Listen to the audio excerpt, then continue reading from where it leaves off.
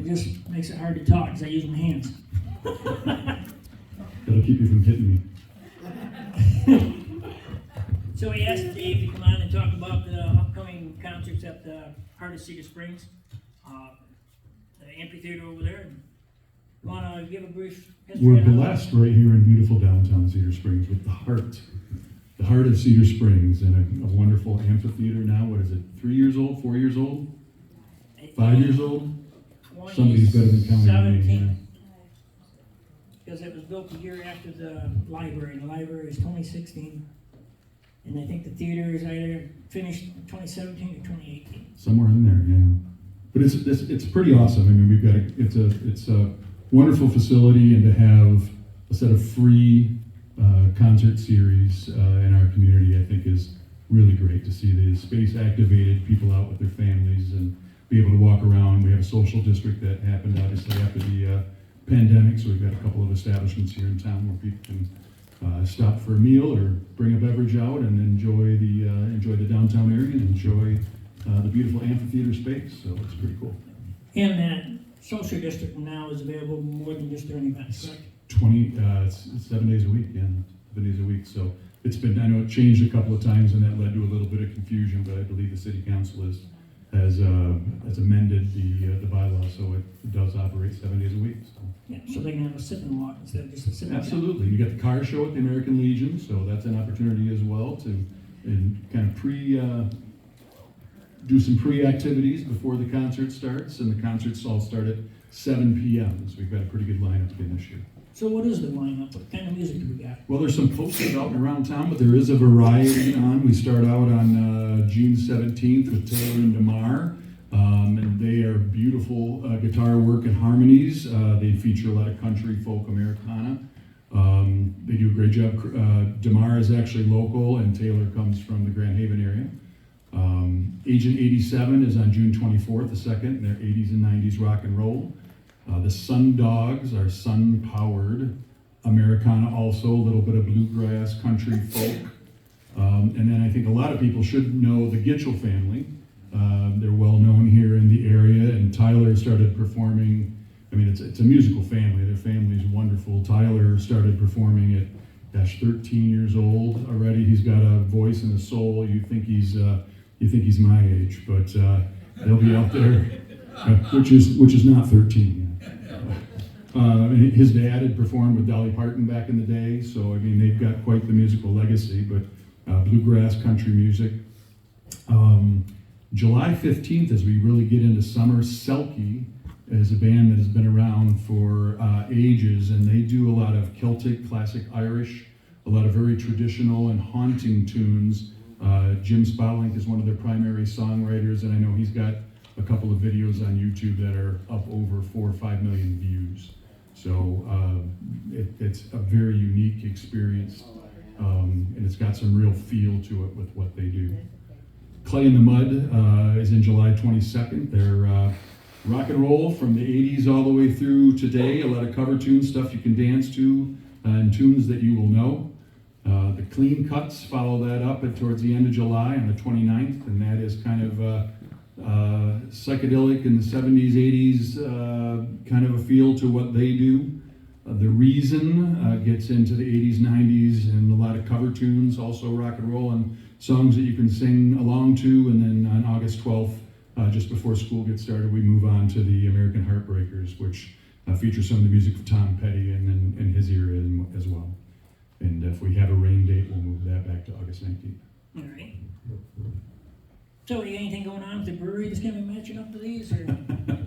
Well, we'll have live music there as well up until the series does start. The beer garden is open as of today, so the walls are down. If you've been by there at all recently, the garden is open, so you're able to sit out and enjoy some hospitality if you're so inclined. Jeep nights start next week, working with Graph of Rockford, so if you've got a 4x4 at all, there's always live music with that, and there's some occasional demos and giveaways.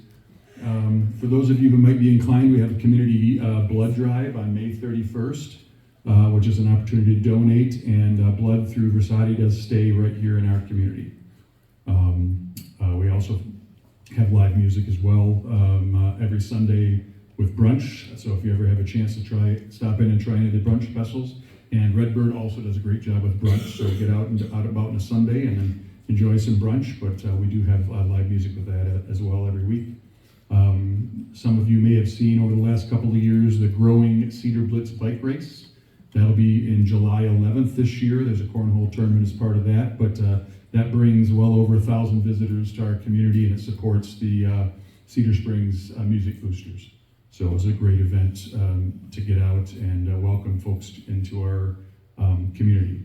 And outside of here, for anyone who might be inclined, German Heritage Night is taking place with the West Michigan Whitecaps on June 16th. So anybody who is interested in German-American friendship, there's a great opportunity to go out and support the tricolor as we kick off the World Cup. Will be starting in June as well. So that's kind of a cool event working with the West Michigan Whitecaps. Cool. You mentioned Redbird along with yours. There's a lot of food varieties in Cedar Springs now compared to what there was 10 years ago.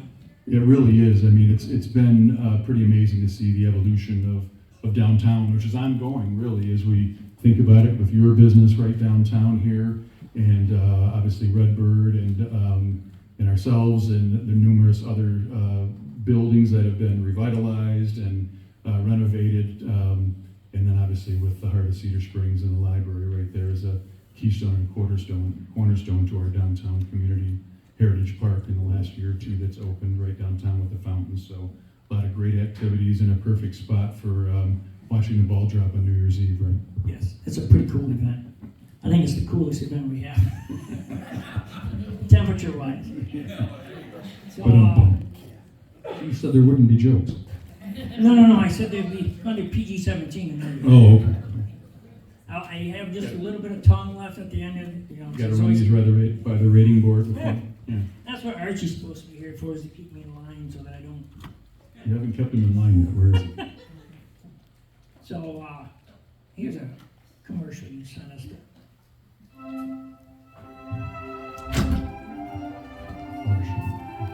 Wie in Bayern ein frisches bayerisches Weißbier, gebraut nach dem Einheitsgebot. Und, ach du Scheiße!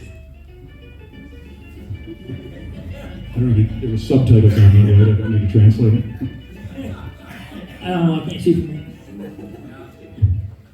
Yeah, real briefly, I mean, for those of you who may or may not be familiar, I mean, obviously, West Michigan's my home, and I grew up here, but I spent a lot of time in Bavaria, which is kind of the area that most people think about in Germany. That's the place with Lederhosen and Blasmusik and a lot of this culture, and I really fell in love with that culture and wanted to share some of that here. And this wheat beer that was featured in that ad is a recipe that goes back almost 6 centuries and was held exclusively by the King of Bavaria for about 300 years. But he was the only one allowed to brew that beer, and it was the most popular style. In fact, they financed up to 30% of the governmental revenues came from the sale of that beer. So if we can imagine nowadays in the state of Michigan or in the USA, funding that with something like that rather than having to pay taxes like we all do. So there's really an amazing history of that. There's all these beers are made with only 4 all-natural ingredients, and that is one of our most award-winning beers. We've been able to really put Cedar Springs on the map. Almost 40 national, international awards that have been won by that beer, including the Great American Beer Festival, the International Beer Cup in Japan, the Australian World Beer Awards, the Belgian Beer Awards, the World Beer Awards in London. So a lot of these we've been able to put the name of our community right on the map with having brought home some hardware in some of these beers. So, and it's a really very easy beverage to pair up with food and enjoy. So hopefully a few of you have had a chance to sample it over the years. And we also make our own craft sodas as well. So if alcohol's not your thing, that's totally fine. There are plenty of options.